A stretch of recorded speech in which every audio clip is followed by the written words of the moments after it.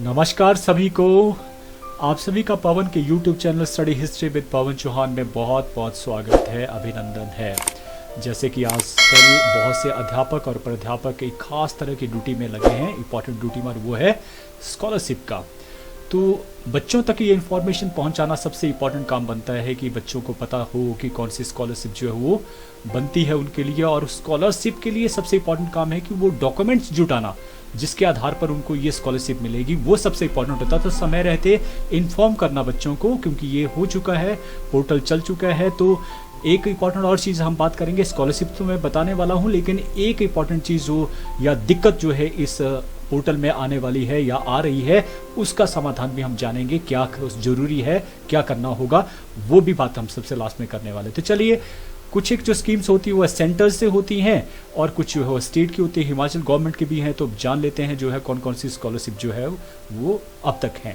सबसे पहले बात कर लेते हैं कि जो सेंटर्स से जो स्कीम्स हैं उनमें शेड्यूल कास्ट, शेड्यूल ट्राइब और ओबीसी कैटेगरी के आधार पर ये स्कीम जो होती हैं। लेकिन पहली बात करें हम प्री मैट्रिक स्कॉलरशिप, मतलब 9th और 10th के बच्चों के लिए जो स्कॉलरशिप रहेगी। तो शेड्यूल कास्ट के लिए देखिए, इस स्कॉलरशिप को लेने के लिए जो इनकम बार है, आपकी इनकम जो सालाना शेड्यूल कास्ट के लिए 2.5 लाख से कम होने चाहिए, शेड्यूल ट्राइब के लिए 2 लाख से कम होने चाहिए और ओबीसी के लिए जो 2.5 लाख से कम होनी चाहिए। जिसको ये सर्टिफिकेट मिल जाएगा वो एलिजिबल हो जाएगा। बाकी डॉक्यूमेंट्स आपके पास होते हैं, ठीक है। अब बात कर लेते हैं कि क्या क्या अमाउंट रहेगा। अगर शेड्यूल कास्ट के बच्चों को देखें तो 2250 पर एन्यूम, 10 महीने मिलते हैं, 12 महीने का नहीं मिलता है 225 के हिसाब से। तो 1250 और हॉस्टल के लिए 5250 और अदर ग्रांट के तौर पर जो है 750 और डे स्कॉलर के लिए 1000 जो है वो हॉस्टलर के लिए। इसी तरह से एसटी के लिए भी ये अमाउंट रहेगा 1500 और हॉस्टल के 3500 और 750 और 1000। ओबीसी की बात करें तो इनकम बार जो 2.5 लाख से कम आय आपकी होनी चाहिए। याद रखिए, सालाना आय आपकी इससे कम होनी चाहिए। एससी के लिए ये, शेड्यूल कास्ट के लिए और ओबीसी के लिए ये। फिर आपको क्या मिलने वाला है ओबीसी के लिए, वो है 1500 पर एन्यूम की बात करें पर ईयर, और ये 5000 पर ईयर हॉस्टल के लिए। अधिकतर जो बच्चे होते हैं डे स्कॉलर्स से होते हैं, मतलब दिन में जाने, जो स्कूल दिन में खुलते हैं वहाँ एडमिशन लेते हैं, तो इसलिए आपको ये राशि जो मिलने वाली है और अदर ग्रांट के तौर पर आपको ये मिलने वाला है। क्लियर है। तो इसके लिए डॉक्यूमेंट क्या लगेंगे, एक तो कैटेगरी सर्टिफिकेट, जो शेड्यूल कास्ट है उसका शेड्यूल कास्ट का बनेगा। ये सारे कैटेगरी बेस्ड है, इसलिए ये जो जिस भी हकदार आप हैं, एसटी हो तो आपका एसटी, ओबीसी तो ओबीसी। आधार कार्ड चाहिए, इनकम सर्टिफिकेट चाहिए, बैंक डिटेल चाहिए, प्रीवियस क्लास सर्टिफिकेट।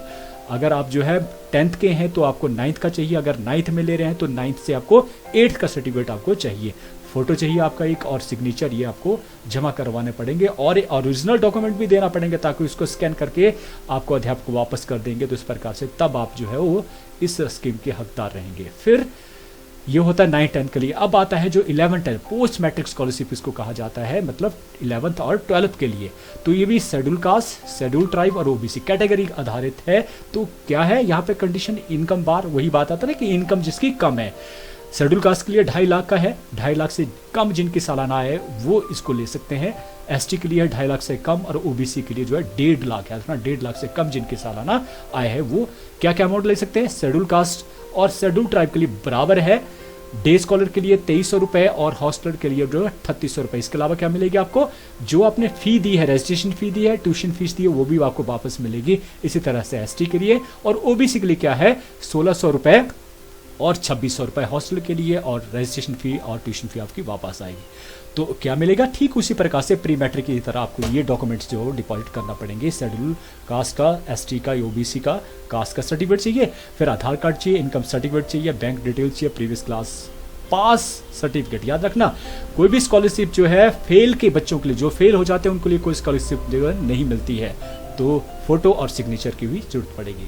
फिर अब बात कर लेते हैं, वो है doctor Ambedkar post matric scholarship for economically backward classes, EBC student, जो इकोनॉमिकली बहुत बैकवर्ड है। और ये जनरल कैटेगरी के लिए, याद रखना जनरल कैटेगरी। अब तक हमने शेड्यूल कास्ट या शेड्यूल ट्राइब और ओबीसी की बात करी थी, लेकिन इसके अलावा बहुत सारे गरीब जो है जनरल कैटेगरी के भी होते हैं।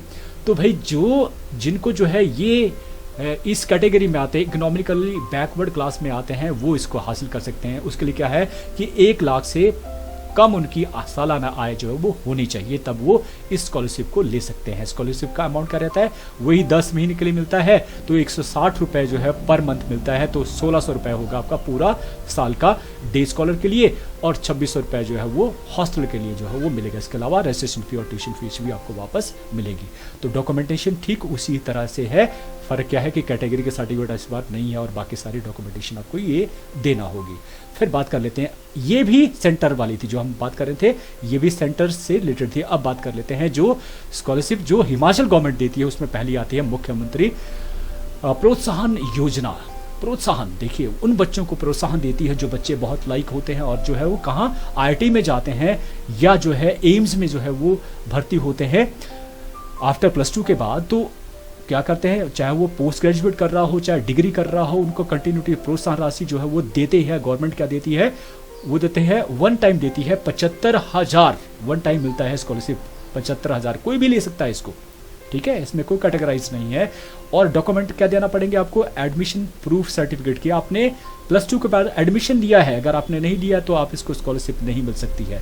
आधार कार्ड है, बैंक डिटेल्स है, मैट्रिकुलेशन सर्टिफिकेट है, 12th क्लास सर्टिफिकेट्स है, बेनोफाइड हिमाचली प्रीवियस क्लास सर्टिफिकेट्स और फोटो और सिग्नेचर, फोटो भी और सिग्नेचर भी, ये आपकी डॉक्यूमेंटेशन। अब बात कर लेते हैं दूसरी एचपी जो गवर्नमेंट देती है, वो है national means cum merit scholarship. बड़ी इंपॉर्टेंट है ये कि जो बच्चे लाइक होते हैं ना 8th क्लास में, ये आपका एग्जाम रहता है, स्कॉलरशिप का जो एग्जाम जो कंडक्ट होता है 8th क्लास में होता है। जब आप इसमें क्लियर कर जाते हैं, पास हो जाते हैं, तो आप जो है इस मेरिट कम जो स्कॉलरशिप है इसमें आप जो है वो हासिल कर सकते हैं।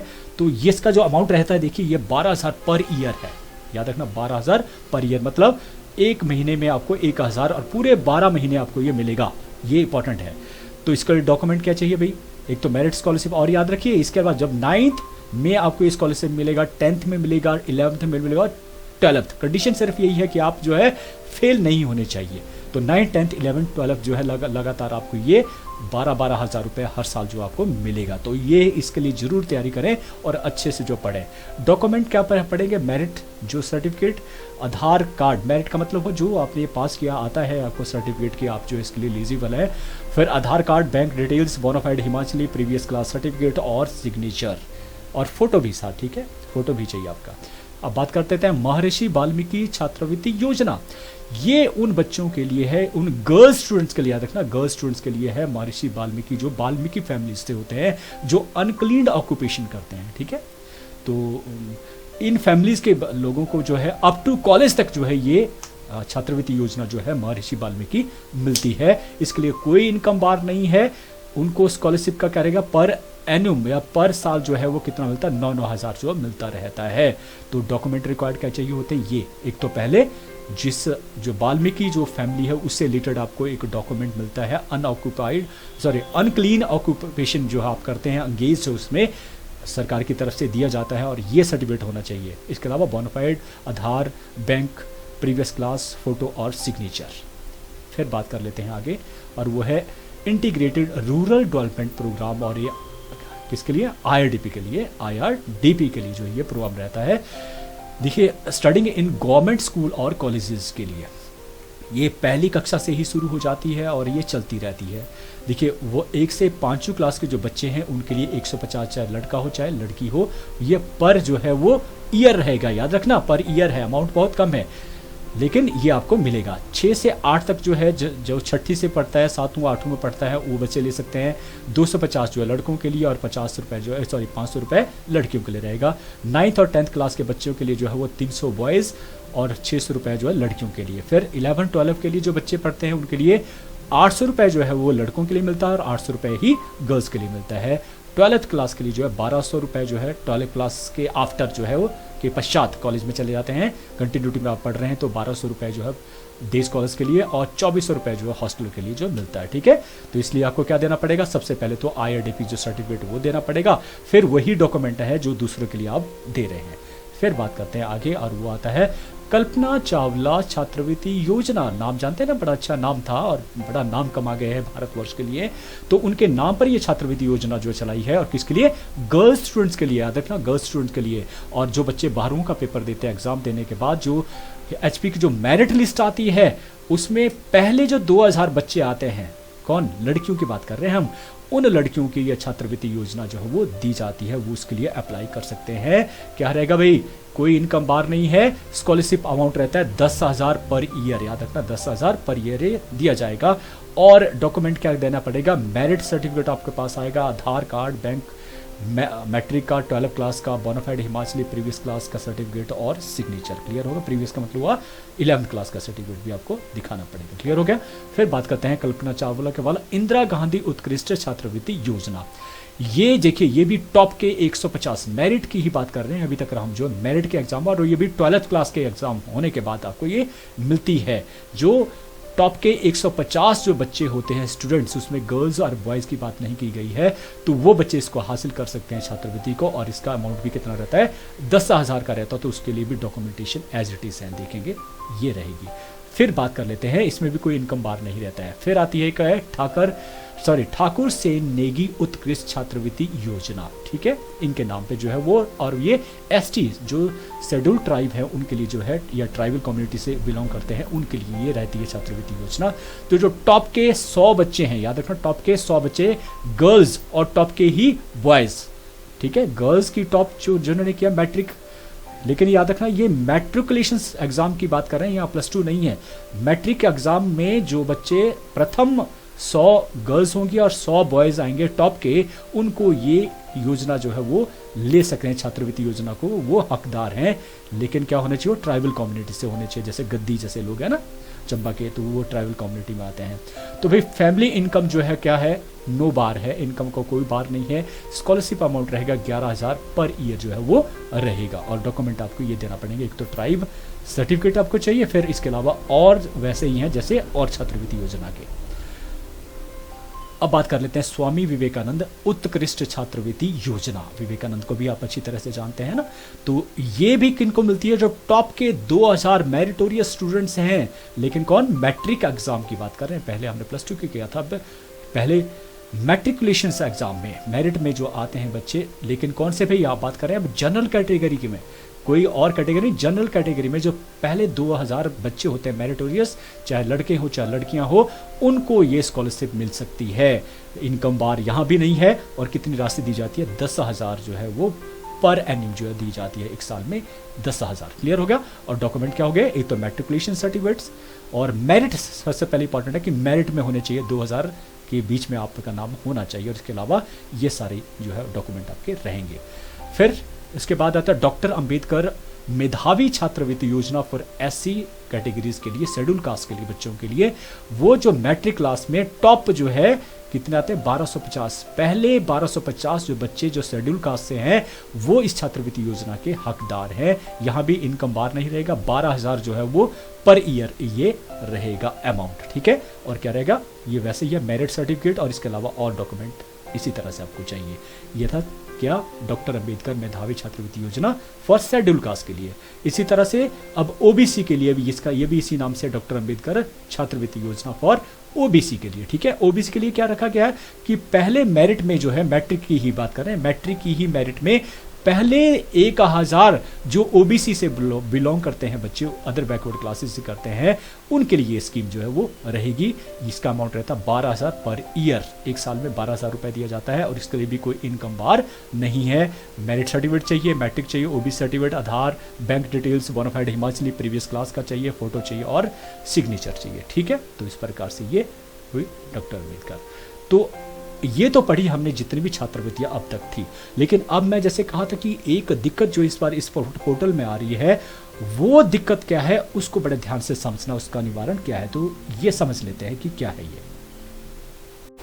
दोस्तों, जैसे कि आपको मालूम है आजकल आपका NSP का जो काम है वो चल रहा है, तो मैं थोड़ा सा एक जो प्रॉब्लम आ रही है इस बार, पहले ये नहीं था लेकिन इस बार एक नई चीज़ जो डाल दी गई, जिस वजह से अब जो स्कॉलरशिप का काम है ज़्यादा डिफ़िकल्ट हो गया है। ख़ास तौर पर जो टीचर्स, अध्यापक लोग जो है वो इस स्कॉलरशिप का काम अपने स्कूलों में करते हैं। क्या है मैं दिखा देता हूँ। जैसे कि सबसे पहले आप जाएंगे यहाँ पर NSP पोर्टल जो है वो सबमिट करेंगे आप, और यहाँ पे होम पेज के ऊपर, होम नेशनल स्कॉलरशिप पोर्टल के ऊपर आप जाएंगे तो आपका ये पेज खुलता है। और खुलने के बाद, क्योंकि सबसे पहला काम होता है बच्चों को, जैसे मान लीजिए नई रजिस्ट्रेशन करनी है, नया बच्चा है तो आप न्यू रजिस्ट्रेशन के ऊपर जाएंगे और जैसे ही आप इसके ऊपर क्लिक करेंगे तो आपका ये पेज जो है सबसे पहले खुलता है, जहाँ पर बहुत टर्म एंड कंडीशंस हैं जो पढ़ना अनिवार्य है, पढ़ लीजिए। उसके बाद जो है थोड़ा आगे बढ़ेंगे और आगे बढ़ते हुए यहाँ पर भी कुछ इंस्ट्रक्शंस है कि मैं सहमत हूँ, I agree for the following, जितना भी आपने पढ़ा। तो आपने ये 3 डॉट जो है वो क्लिक करके उसके बाद आपका जो कंटिन्यू होता है इसके पढ़ने के बाद। ये फर्स्ट पेज आता है जहाँ पर आपका रजिस्ट्रेशन जो फॉर्म है और इसको सबमिट करने के बाद आपका रजिस्ट्रेशन हो जाता है स्कॉलरशिप के लिए, और वो नंबर बहुत इंपॉर्टेंट होता है आपके लिए। यहाँ दिक्कत क्या आ रही है कि पिछली बार जो है यहाँ पर जब हम मोबाइल नंबर जो सबमिट करते थे, क्योंकि उसी के ऊपर OTP नंबर आता है, दिक्कत कहाँ आती है कि OTP नंबर जो है वो पेरेंट्स जो है कई बार जो है वो नंबर घर में फ़ोन नहीं उठाते हैं, कुछ रहता है, कई प्रॉब्लम्स हैं। लेकिन इस बार चलिए कोई बात नहीं, वो भी हो जाता है, हम फ़ोन कर लेंगे उनसे, OTP ले लेंगे। आजकल एक तो OTP बताते नहीं है, बड़ा कॉन्फिडेंटली है, तो बहुत सारी दिक्कतें आती है टीचर को करते हुए। लेकिन अब जो दिक्कत क्या आ रही है वो सबसे बड़ी दिक्कत हो गई है कि जब आप यहाँ पर डालेंगे तो जो आपका जो यहाँ पे मोबाइल नंबर है वो आधार कार्ड के साथ जो लिंक नंबर है वो डालना पड़ेगा। आधार कार्ड से, याद रखिए, आधार कार्ड के साथ जो नंबर लिंक हुआ है वो नंबर यहाँ पर जो है वो एक्सेप्टेबल होगा, अन्यथा रजिस्ट्रेशन नहीं होगी। जैसे आप रजिस्टर्ड दबाएंगे यहाँ पर तो कोई रजिस्ट्रेशन नहीं होगी, कोई किसी प्रकार का रिस्पांस नहीं आएगा। तो फर्स्ट पेज ही आपका जो है वो स्टॉप हो जाएगा। कब तक? जब तक आपका सही मोबाइल नंबर यहाँ पर नहीं होगा। तो ख्याल रखना इस चीज़ का कि बच्चों से जब भी आप जो फॉर्म लेंगे किसी भी स्कॉलरशिप के लिए, क्योंकि आधार सबसे इंपॉर्टेंट है, तो आधार के साथ आप उसका नंबर जरूर लिख लीजिए कि कौन सा उसने आधार के साथ जो लिंक किया है नंबर, ये इंपॉर्टेंट है। ठीक है, तो इसका आपने इस बार ख्याल रखना है। और जैसे भी कोई दिक्कत आती रहेगी तो मैं आपको बीच में बताता रहूँगा कि क्या दिक्कत है और इसका सॉल्यूशन क्या है। थैंक यू जो आपने मुझे ध्यान से सुना।